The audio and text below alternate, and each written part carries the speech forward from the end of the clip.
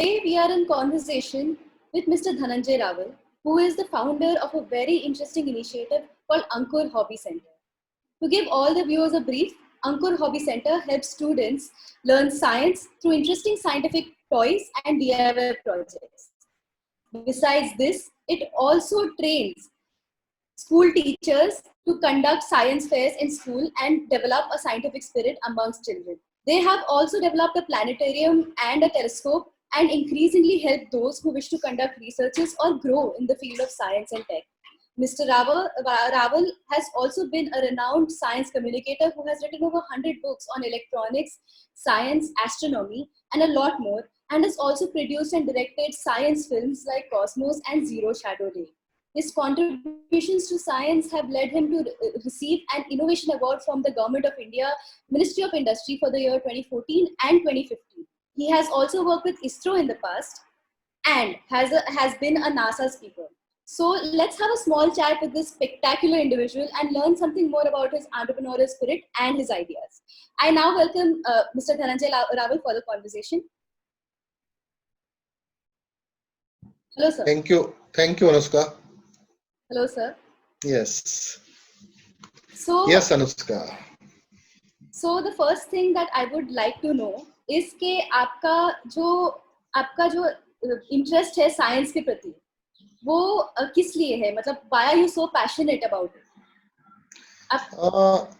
Yes, Anushka, basically जो मेरा family जो है, तो एक फैमिली मेरा जो बर्थ हुआ ये टेक्नोक्रेट फैमिली में, क्योंकि मेरे फादर आईटीआई के प्रिंसिपल थे।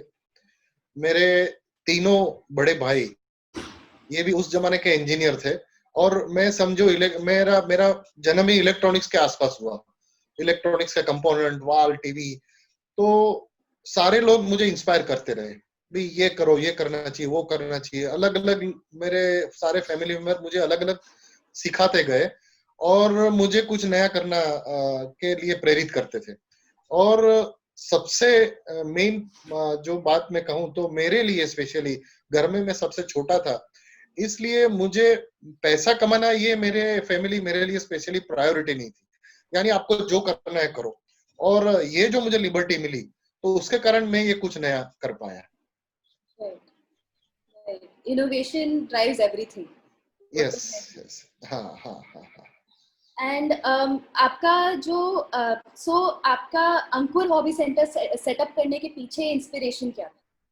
हाँ, उसमें जो जैसे मैंने कहा कि हम उस जमाने में टेलीविजन मैन्युफैक्चरिंग कंपनी हमारी थी, और 83 की बात है, और वर्ल्ड कप जब इंडिया ने जीता तब इलेक्ट्रॉनिक हमारी कंपनी में काम इतना था, यानी मैं पढ़ते पढ़ते मुझे काम करने जाता था, और वहां पे हमने देखा कि हमें इलेक्ट्रॉनिक्स के टेक्नीशियंस, इंजीनियर्स वगैरह चाहिए, तो उस जमाने में वो मिलते नहीं थे।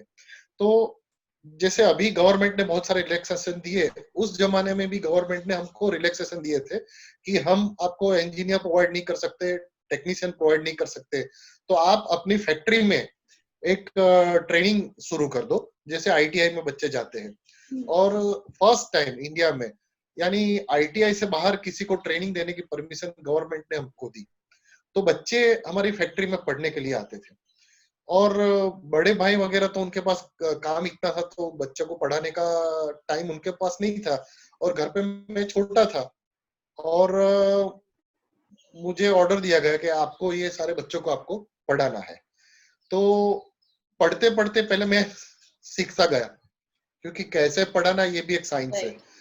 और ये जर्नी चालू हुई, बच्चों ने बहुत सारे सवाल पूछने शुरू किए, और जब ये काम हमारा चल रहा था तब मेरा कांटेक्ट गुजरात का एक फेमस मैगजीन स्कोप करके था, उनके एडिटर के साथ हुई, नगेंद्र विजय, बहुत बड़ा नाम है, उनके साथ मैंने 8 साल काम किया।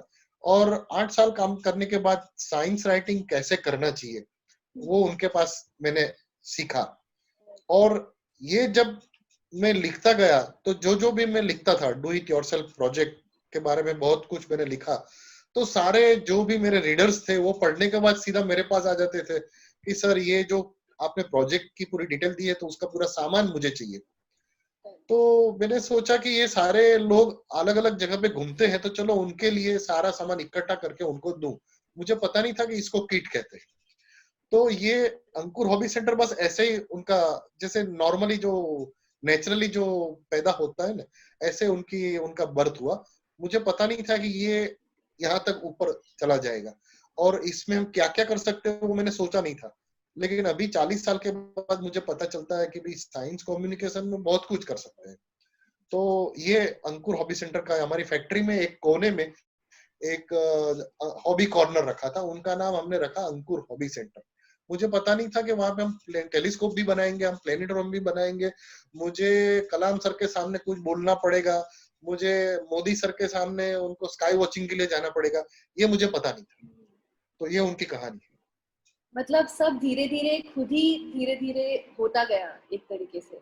हाँ, बेसिकली देखो क्या होता है कि कुछ भी हम काम स्टार्ट करते हैं, यानी आजकल के जो भी सारे जो लिसनर है उनको मैं बात बताऊं कि अगर आप ऐसा सोचेंगे कि मैंने आज दुकान स्टार्ट की और कल से दुकान चालू हो जाएगी, पैसा कमाना शुरू हो जाएगा, तो ये इतना होता नहीं है। जैसे गुजराती में एक कहावत है, हमारे गुजराती लोग जो व्यापारी लोग हैं उनमें कहावत है कि आप जो भी सीट पे बैठे हैं 1000 दिन तक वो सीट पे आपको बैठा रहना पड़ता है। गुजराती भाषा में उनको पहले जो हमारी गद्दी है वो गद्दी गर्म करनी पड़ती है 1 साल तक। राइट। तो ये जब नहीं हो, क्योंकि आपको पता नहीं है कि कस्टमर को क्या चाहिए, कस्टमर की डिमांड क्या है, कस्टमर जो आपके साथ जुड़े हुए वो सेटिस्फाइड है या नहीं, ये आपको पता नहीं होता। और जैसे जैसे आपको पता चलता है, कई बार ऐसा होता है कि 3 साल लोग वहां 1-2 साल काम करते और एक्सपर्टीज आते आते वो काम छोड़ देते हैं। राइट। तो इसमें पेशेंस ये सबसे बड़ा जो वर्च्यू है। फैक्टर जो है, अगर वो आपके पास है तो आप सरवाइव कर सकते हैं। कोई भी फील्ड में, ऐसा नहीं मेरे फील्ड में, कोई भी फील्ड में ये आपको करना पड़ता है। यस। बेसिकली क्विक गेन्स जैसा कुछ होता नहीं है एक्चुअली, आपको हर एक चीज के लिए पेशेंस हाँ, रखना ही है। क्विक देखो, कोई भी चीज आप गूगल की बात करो या माइक्रोसॉफ्ट की बात करो या हम टाटा की बात करें, किसकी बात करें, तो उनकी आइडेंटिटी कब हुई? वो मार्केट में 15 साल 20 साल रहे तब, उसके बाद तो उनकी आइडेंटिटी, लोग उसको पहचानने लगे, और पहचानने के बाद उनकी प्रोडक्ट बिकती है। राइट। एक भरोसा, कस्टमर के मन में एक भरोसा पैदा करना, ये सबसे बड़ी बात है। आप देखेंगे जैसे हम व्हाट्सएप यूज करते हैं या तो यूट्यूब करते हैं, तो कितने साल तक व्हाट्सएप है, गूगल है वगैरह ने उनकी सर्विस फ्री प्रोवाइड की। फ्री प्रोवाइड करने के बाद हम उनके आदी बन गए, और आदी बनने के बाद वो पैसे कमाने लगे। तो ये एक एक राइट। प्रोसीजर है। हमारी जो प्रोडक्ट है बेसिकली मार्केट में इसकी डिमांड ही नहीं है, लेकिन हमने क्या किया, आर्टिकल लिख के, हम बहुत सारे आर्टिकल लिखे, बहुत सारे हमने वर्कशॉप कंडक्ट किए, अलग अलग जगह पे जाके मैं वर्कशॉप लेता हूँ, अलग अलग टीवी शो में जाता हूँ, चारों तरफ घूमता रहता हूँ। इसमें साल घूमते घूमते घूमते लोगों ने पढ़ा, और पढ़ने के बाद पढ़ा और उन्होंने एक्सपीरियंस किया कि रियल एजुकेशन ये है। राइट। एक पार्ले जी की बहुत अच्छी एड आती थी, किताबों से बाहर भी किताबें होती है, क्योंकि हमारा पूरा सिलेबस जीवन कैसे जीना वो भी किस किताबे में नहीं लिखा, उसके बाहर जाना पड़ता है। साइंस 2 किताब के बीच में जो पन्ने हैं उसके अंदर ही नहीं होता, उसके बाहर भी बहुत सारी चीजें। तो ये सारी चीज ध्यान में रखनी पड़ती है। अगर आपको कोई भी फील्ड में अगर अपना अपना बिजनेस स्टार्ट करना है, तो आपको थोड़ा कस्टमर के सामने एक विश्वास पैदा करना पड़ता है। विश्वास पैदा होने के बाद फिर आपकी जो जर्नी है, आपका जो प्रोग्रेस है, वो कभी रुकता नहीं। यस। और आपका जो आपके अंकुर हॉबी सेंटर में जो एक जेन एक्स प्लानिटेरियम है, it is yes. A very interesting thing. So हाँ। उसके अंदर बेसिकली उसका कॉन्सेप्ट क्या है, मैं वो थोड़ा यस समझना यस चाहती यस। बेसिकली मैंने पहले भी कहा कि ये अंकुर हॉबी सेंटर का जो कॉन्सेप्ट है, ये एक एक्सीडेंट है। हूँ।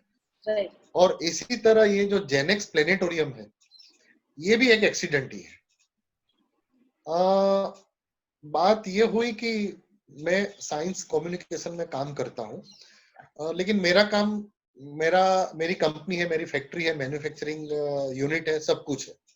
लेकिन मैंने भारत में ऐसे बहुत सारे साइंस कम्युनिकेटर देखे, उनके मिलने के बाद मुझे इतना दुख हुआ कि ये साइंस कम्युनिकेटर पढ़ाने का काम बहुत शानदार तरीके से करता है। स्कूल में एक टीचर नहीं कर सकता, स्कूल में एक कॉलेज में एक प्रोफेसर नहीं कर सकता। इतना शानदार काम साइंस कम्युनिकेटर भारत में जितने सारे सारे लोग काम करते हैं।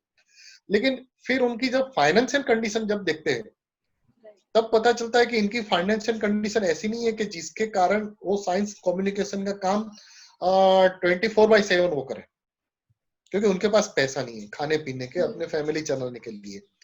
तो एटलीस्ट साइंस कम्युनिकेशन ठीक तरह से तभी हो सकता है जब तक उनके खाने पीने की कोई चिंता नहीं है, फैमिली चलाने के पैसे उनके पास है, तब भी वो काम ठीक तरह से हो सकता है। तो मैंने देखा कि बड़ौदा प्लेनेटरियम में 2 एमेच्योर एस्ट्रोनॉमर थे। वो बड़ौदा प्लेनेटरियम में जाके खूब अच्छी तरीके से काम करते थे। लेकिन एक दिन वहां का जो डायरेक्टर था, ये गवर्नमेंट एम्प्लॉय था, और ये दोनों को उनको मना कर दिया गया, कल से आपको आना नहीं है। और बाद में वो दोनों तो रोड पे आ गए। उनका जो खाना पीना है, उनका जो भी इनकम होती थी वो उससे होती थी।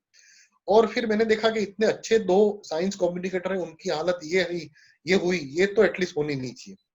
तो तब से मैंने, बहुत साल पहले ये घटना हुई थी, तब से मैंने सोचा कि एटलीस्ट जब मेरे पास ऐसा जमाना आएगा, मेरे पास ऐसी कोई ताकत आएगी, तो मैं ये सारे लोगों को अच्छे प्लेटफॉर्म पे उनको मैं दे दूंगा।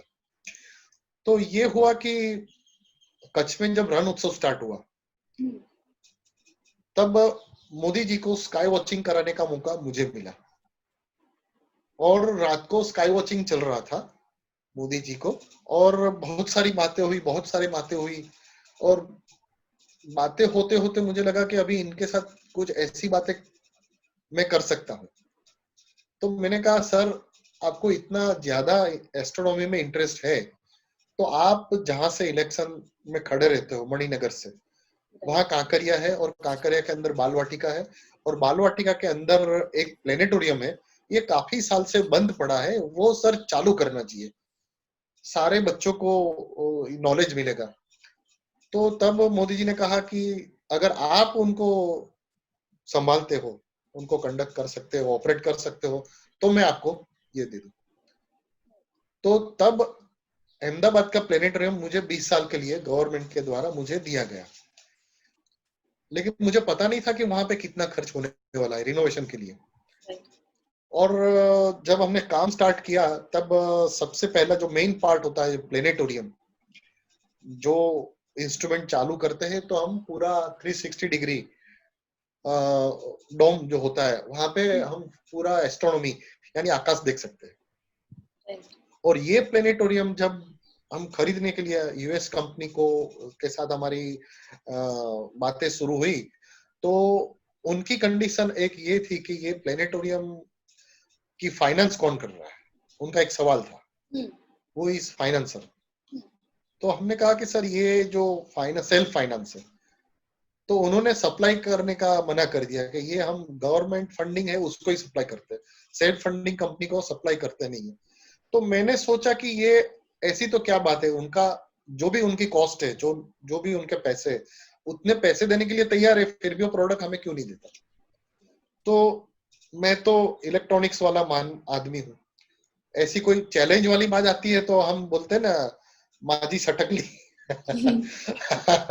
तो ये चैलेंज जब आती है, तब हम रात को हमें नींद नहीं आती। तो मैंने क्या किया कि एक जो प्लेनेटोरियम, बहुत रिनोन्ड प्लेनेटोरियम है भारत का, उनके डायरेक्टर मुझे जानते हैं, और मैंने कहा सर ऐसा करो कि ये प्लेनेटोरियम मुझे एक दिन के लिए मुझे खोलना है, ये खोलने की मुझे परमिशन दे दो। तो उन्होंने कहा कि ठीक है, मंडे को प्लेनेटोरियम, पूरे भारत के प्लेनेटोरियम बंद रहते हैं, आप संडे को आ जाइए, संडे रात को मैं आपको चाबी दे दूंगा, संडे रात पूरी आपकी, मंडे पूरा दिन और मंडे रात पूरी आपकी, आपको जो करना है कर लो, देख लो। हमने पूरा प्लेनेटोरियम खोल दिया, और खोलने के बाद हमको उसका जो XYZ जो था वो हमें पता चल गया क्या क्या है। और बाद में हमने ये सारा काम यहाँ पे शुरू कर दिया। और 2 की कंपोनेंट थे, एक कंपोनेंट जापानीज कंपनी जो बनाती थी, और एक दूसरी कंपनी थी यूएस कंपनी बनाती थी। दोनों कंपनी को हमने कांटेक्ट किया, ये दोनों चीज हमको सिर्फ चीज चाहिए, आप क्या हमें सप्लाई करेंगे। तो उनका भी बहुत पॉजिटिव रिस्पॉन्स आया, और उन्होंने कहा कि ये दोनों कंपोनेंट देने से काम नहीं होगा, उनका अलाइनमेंट भी आपको सीखना पड़ेगा। तो दोनों कंपनी वाले ने अपने जो टेक्नीशियन थे विथ कंपोनेंट टेक्नीशियन दोनों को यहाँ अहमदाबाद उन्होंने भेजा और सारी चीज अलाइन करके हमको दिखाई। तो अनुष्का, ये प्लेनेटरियम की कॉस्ट उस जमाने में, यानी आज से मैं कह सकता हूँ 7 साल पहले, 8 साल पहले, यूएस कंपनी की ये जो प्लेनेटरियम की कॉस्ट थी 67 lakhs। और यही प्लेनेटोरियम हमने यहाँ बनाया और उसकी कॉस्ट हो गई 18 लाख। और ये जो प्लेनेटरियम देखो प्राइस में कितना फर्क आ गया, क्योंकि 57 lakhs का जो प्लेनेटरियम किसी को खरीदना है भारत में तो लोग सोचते थे, लेकिन अभी कॉस्ट इतनी कम हो गई उसके कारण एक कॉलेज को भी ये खरीदना आसान हो गया। दूसरी चीज ये थी कि आज तक जितने प्लेनेटरियम जो बनते थे उसमें अलग अलग पार्ट्स लगाने पड़ते थे, 7-8 अलग अलग पार्ट्स को ज्वाइन करने के बाद प्लेनेटरियम चालू होता था, और उसके लिए इलेक्ट्रॉनिक्स और एस्ट्रोनॉमी का एक्सपर्ट है वही वो कर सकता। तो हमने क्या किया, एक ही प्लेनेटरियम ऐसा बनाया जिसको हम कहते हैं प्लग एंड प्ले प्लेनेटरियम। जैसे टीवी चालू करना है तो प्लग लगाओ, रिमोट दबाओ और टीवी चालू। इसी तरह हमारा प्लेनेटरियम जो हमने बनाया ये वर्ल्ड का सबसे पहला प्लग एंड प्ले प्लेनेटरियम, यानी प्लेनेटरियम में उसको रखो और रिमोट दबाओ और शो चालू। तो ये जेनेक्स प्लेनेटरियम का ये हमारे ये दूसरी प्रोडक्ट थी, एक ऑप्टोमैकेनिकल थी और ये जो डिजिटल। तो ये जो प्लेनेटरियम हमारा कांकरिया में तैयार हुआ तब उसकी पूरी डिटेल हमने कलाम सर को भी भेज दी कि सर ये भारत का पहला प्लेनेटरियम जो है ये एक प्राइवेट प्लेनेटरियम है, गवर्नमेंट नहीं है, प्राइवेट प्लेनेटरियम। तब कलाम सर ने पूरे भारत के जितने प्लेनेटरियम, उस लगभग 48 प्लेनेटरियम है भारत में, ये सारे प्लेनेटरियम के डायरेक्टर को इनवाइट किया और मुझे इंट्रोड्यूस किया कि देखो ये आप सबने जो प्लेनेटरियम बनाया है गवर्नमेंट ने, उसका खर्चा कम से कम 7-8 करोड़, और हर साल उसको चलाने के लिए भी 30 लाख रुपए लेते थे। और ये जो लड़का है ये पूरा प्लेनेटरियम खुद ने फाइनेंस किया है और चलाने का खर्चा भी वही उठाता है। और प्लेनेटरियम की जो एंट्री टिकट है ये भी सिर्फ 10 रुपए और 15 रुपए है। फिर भी ये प्लेनेटरियम ब्रेक इवन पॉइंट से ऊपर, यानी वो पैसे भी गेन कर रहा है, सरकार को भी दे रहे हैं। और आपके इतने सारे प्लेनेटरियम में इतना सारा खर्चा है तो दो काम होना चाहिए, या तो बच्चों को एजुकेशन मिलना चाहिए या तो रेवेन्यू गेन होना चाहिए, दोनों में से कुछ नहीं होता। तो सारे प्लेनेटरियम वाला ने बताया कि सर ये सारी फिल्म हमें बाहर से लानी पड़ती है, क्योंकि कोई भी एक जो इस तरह की जो फिल्म होती है ये बाहर से लाइसेंस बेस पे लानी पड़ती है। जैसे 1 साल का लिए जो लाइसेंस फी हमें देनी पड़ती है, दूसरी साल ये फिल्म चलानी है तो दूसरे साल का लाइसेंस फी देना पड़ता है, तो ये फीस काफी बड़ी होती है। तो मैंने सारे प्लेनेटरियम डायरेक्टर को कहा कि ऐसा करो कि भारत के जितने प्लेनेटरियम है आप मुझे सिर्फ 50,000 रुपया दो और मैं ये फिल्म यहाँ पे बनाऊंगा भारत में, और ये फिल्म में बना के आपको दूंगा, और ये फिल्म लाइफ टाइम आपके लिए, एवरी ईयर लाइसेंस फी देने की जरूरत नहीं है। तो मैंने आज तक अभी 2 फिल्म बनाई, कॉस्मोस और जीरो शेडो डे, दोनों साइंस फिल्म फेस्टिवल के जो अवार्ड होते हैं उसके लिए नॉमिनेट हो गया। तो जैसे काम करते हैं उसमें कुछ नया नया नया आपको मिलता जा रहा है, लेकिन उसके लिए आपकी टेक्निकल परफेक्शन आपके चाहिए, बनाने की ताकत आपकी चाहिए, उसका जो कॉन्सेप्ट है वो माइंड में एकदम सेट होना चाहिए। बच्चों को, यानी जो व्यूअर्स है हमारे, कोई भी फिल्म जैसे 3 इडियट सक्सेस कैसे हुई, इसी तरह साइंस फिल्म भी जो बनाते हैं ये भी बच्चों को या तो व्यूअर्स को कैसे अच्छी लगेगी वो सारी चीज आपको सोचनी पड़ती है, और फिल्म मेकिंग का नॉलेज भी आपके पास होना चाहिए, यानी मल्टी टेक्निकल नॉलेज आपके पास होनी चाहिए।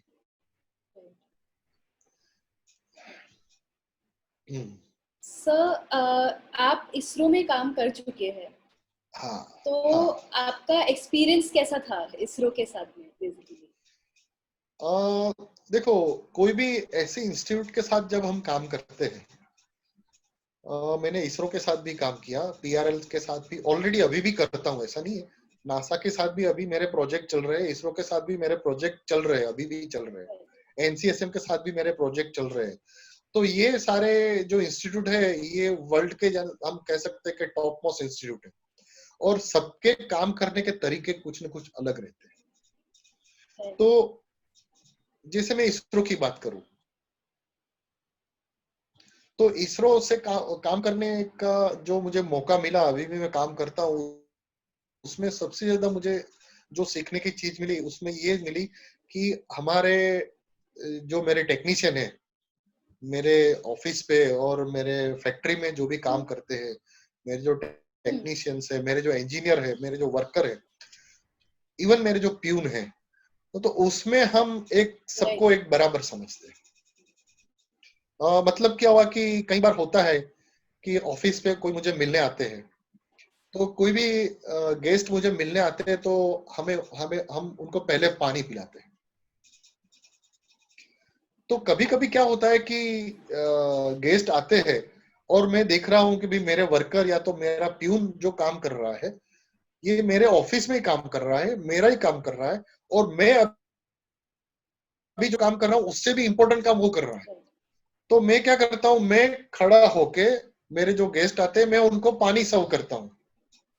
तो उनको आश्चर्य होता है कि सर आप पानी देते हो, आपके जो वर्कर है वो पानी क्यों नहीं देते?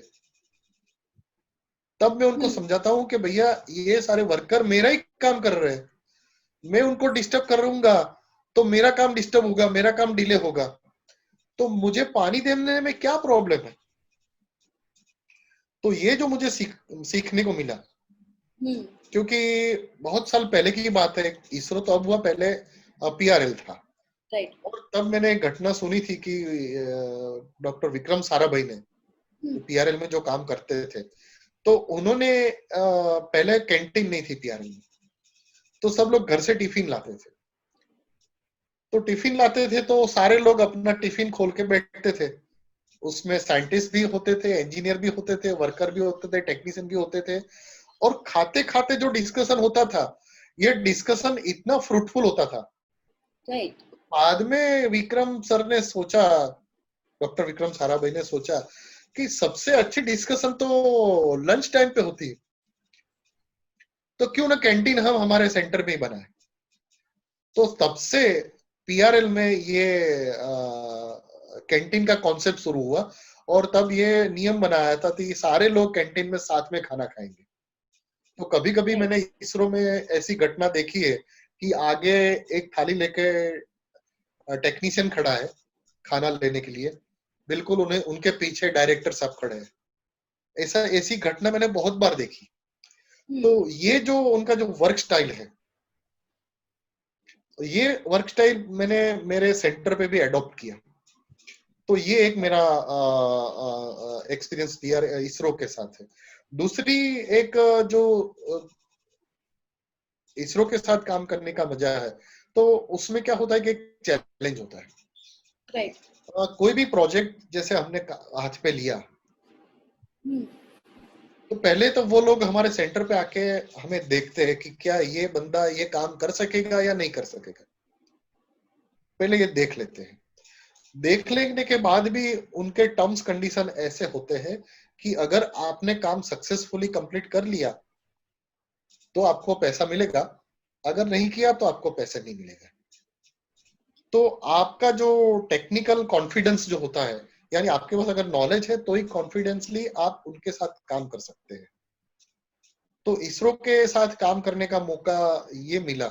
और दूसरी बात ये होती है कि बड़े बड़े लोगों के साथ मिलने का जब मौका मिला और उनके साथ जब हम काम करते हैं, वो लोग हमारा काम देखते थे तो उनको बहुत आश्चर्य होता था। और मैं ये कहता हूँ कि ये सारे मेरे रेफरेंस हैं, क्योंकि वो Right. लोग भी कहीं जाते थे। कई बार ऐसा होता है कि कहीं साइंटिस्ट इसरो में है और इसरो से कई बार इसरो को छोड़ के और कोई इंस्टीट्यूट में गया, तो और भी और कई इंस्टीट्यूट में जाने के बाद भी कुछ काम निकला तो वो लोग मुझे कांटेक्ट करते थे। Right. कई बार तो ऐसा होता है कि वो जो साइंटिस्ट, बहुत सारे साइंटिस्ट तो ऐसे भी है मैडम कि बहुत सारे लोगों ने मुझे कहा कि सर मैं रिटायर्ड हो जाऊंगा और रिटायर्ड होने के साथ मैं आपके सेंटर पे काम करूंगा। Hmm. तो ये एक ग्रेट एक्सपीरियंस मेरे लिए है इसरो के साथ काम करने का। Right. And that is a very interesting experience actually. Yes किसी के यस लिए यस भी, यस। yes.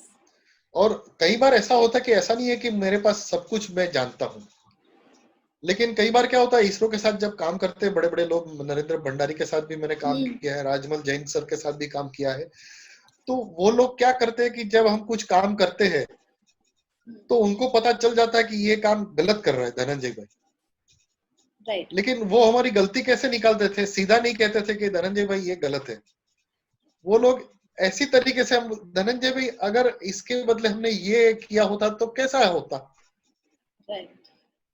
तो हमको पता नहीं है कि ये हमारी गलती उन्होंने निकाली, लेकिन हम हमारा काम करने का तरीका हम कुछ बदलते हैं और काम में जब सक्सेस हो जाते हैं, बाद में पता चलता है कि ये बड़े लोगों की खासियत ये है कि हमारी कोई भी गलती या तो सजेशन इतने कूल तरीके से हमको बताते थे। तो ये उनका बोलने का तरीका, उनका उनका कहने का मतलब क्या है, ये समझना काफी जरूरी है। अगर ये समझना हम सीख गए, बड़े लोगों की खासियत यही होती है। कलाम सर को मैं समझ लो 15 बार में कलाम सर को मिल चुका, लेकिन इतनी छोटी छोटी बात को वो सोचते थे। तब हम पागल हो जाते कि ये लोग बड़े इसलिए बने कि छोटी छोटी बात सोचते थे, छोटी छोटी बात को भी वो ध्यान रखते थे। तो ये काम करने के ये हमारा एक्सपीरियंस बहुत अच्छा रहा। राइट। एंड सर, आप जैसे आप हमेशा से आपका टारगेट रहा है एडुकेट करना लोगों को साइंस के बारे में, एंड हाँ generally science is considered to be very boring, मतलब ऐसे जनरली।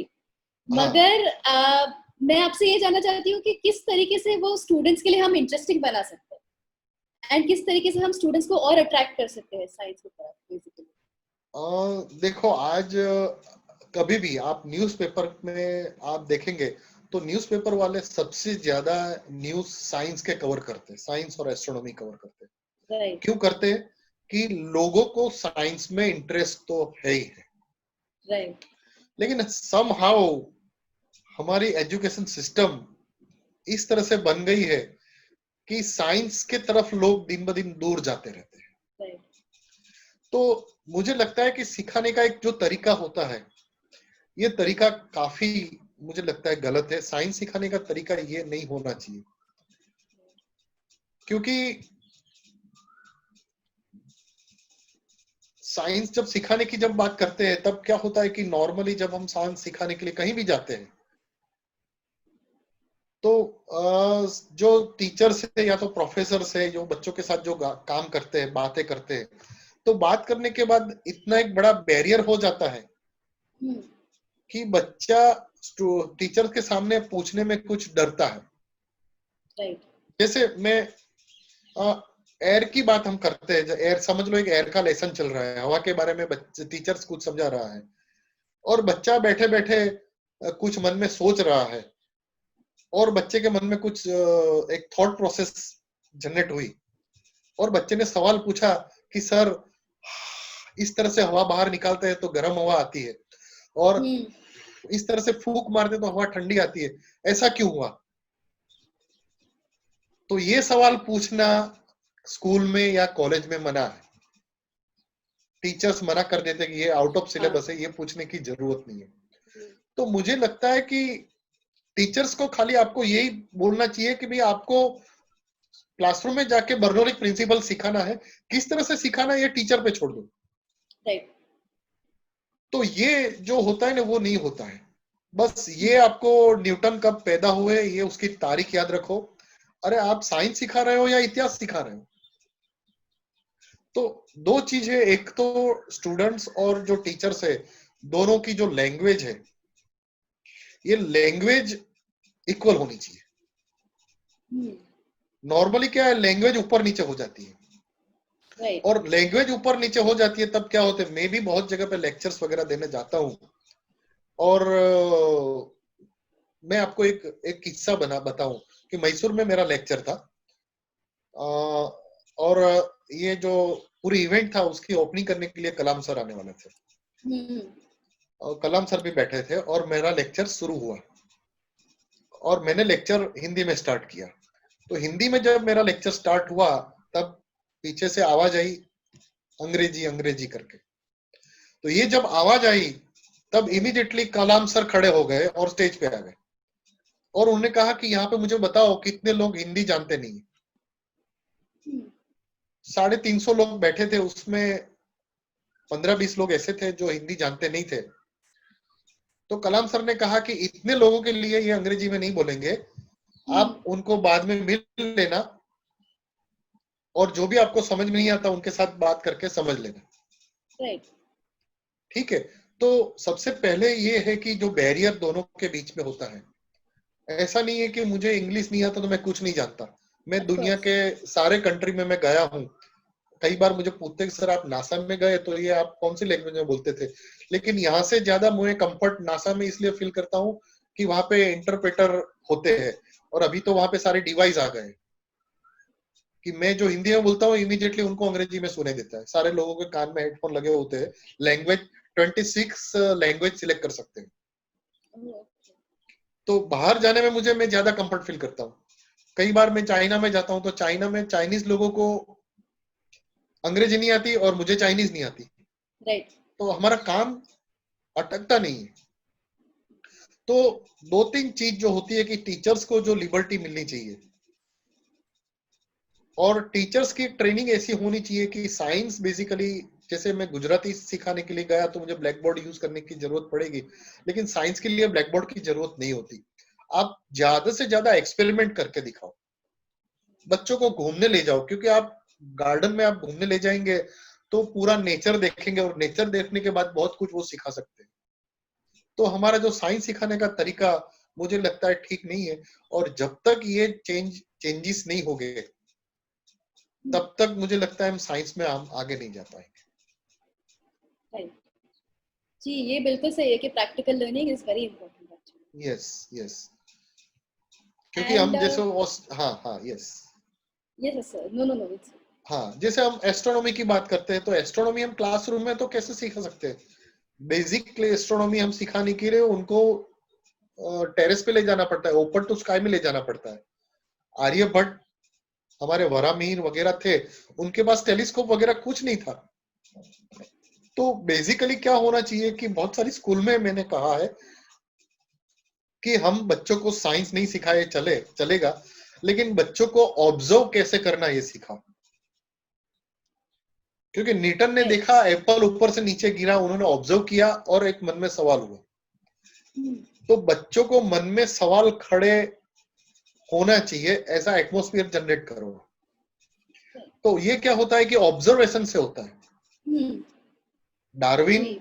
डार्विन एक आइलैंड में गया और एक ऑब्जर्वेशन उन्होंने किया कि सारे जो एनिमल्स है, सारे पक्षी जीव जंतु वगैरह है, उनकी आंखें कहाँ है, उसके पांव कहाँ है, उसके कान कहाँ है, और ये सारी चीज देखने के बाद उन्होंने बहुत सारे इन्वेंशन किए।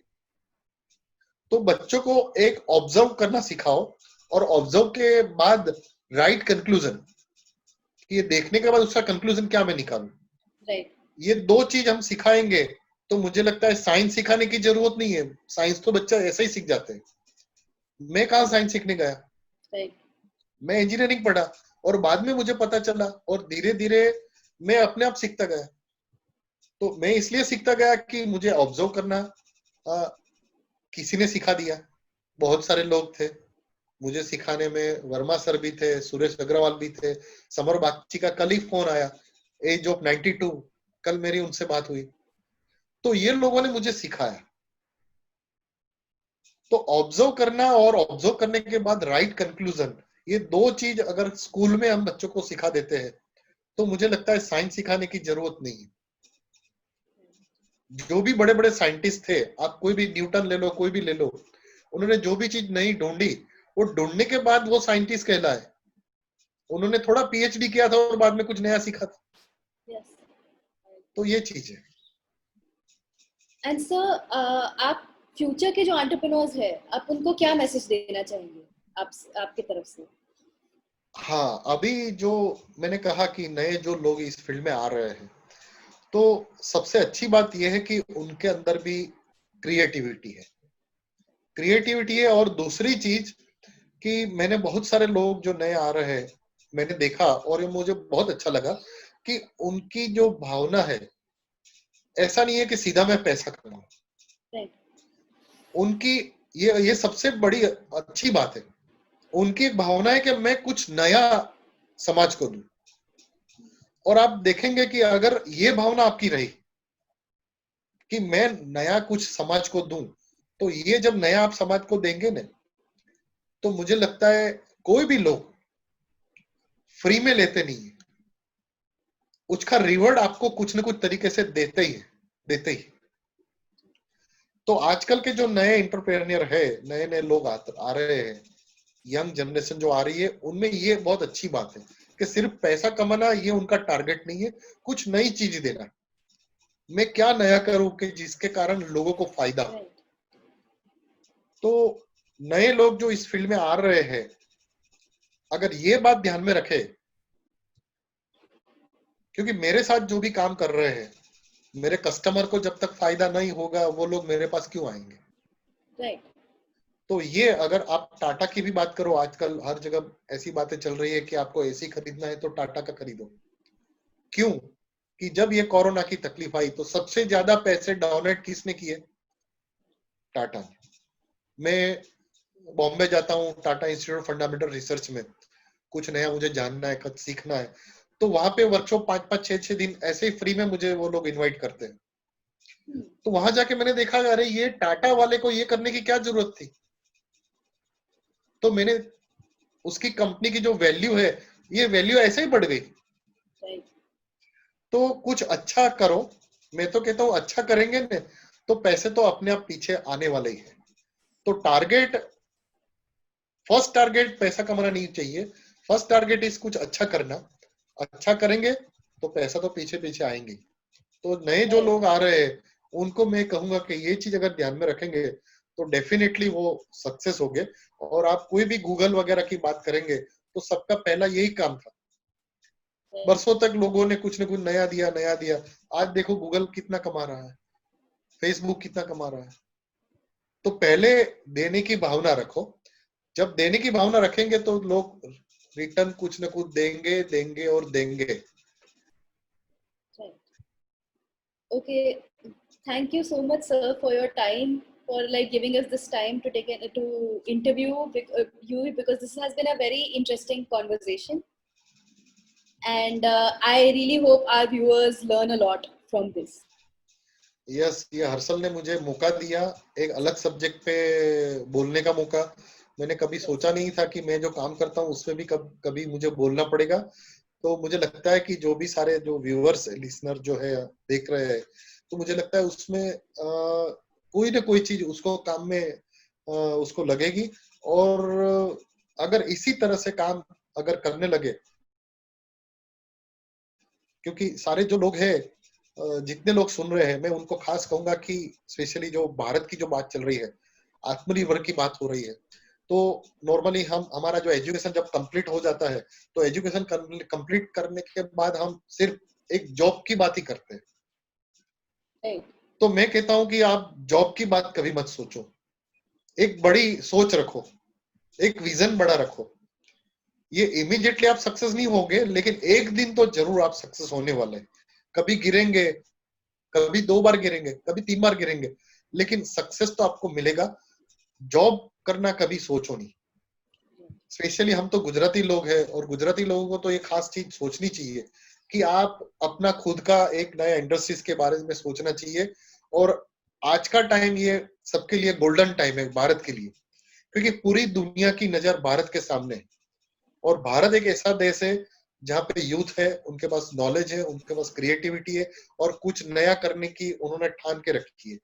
तो ये गोल्डन अपॉर्चुनिटी सब लेंगे तो मुझे लगता है कि कलाम सर का जो विजन था 2020 तो ऑलरेडी आ गया, लेकिन मुझे लगता है 2025 में भी हम जो सोने की चिड़िया भारत थी वो हम बनाने में सक्षम हो गए। Yes, sir. We really hope so. And with that note, we will take a leave. And this has been a very, very interesting and a very, very educational interview for all of us. Thank you for your time and your patience. Thank you, Anusa. Thank you, Arsal, and thank you, Chintan.